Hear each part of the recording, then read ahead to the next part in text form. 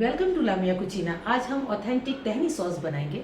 सबसे पहले मैंने फलाफल की रेसिपी डाली थी, फिर हमस की, और आज मैं तहनी सॉस बता रही हूँ। ये मिडिल ईस्ट का खाना है और इसको बनाना बहुत ईजी है क्योंकि इसमें ज़्यादा कुछ डालने की ज़रूरत नहीं होती, केवल 4 इंग्रेडिएंट्स में बनकर तैयार हो जाता है।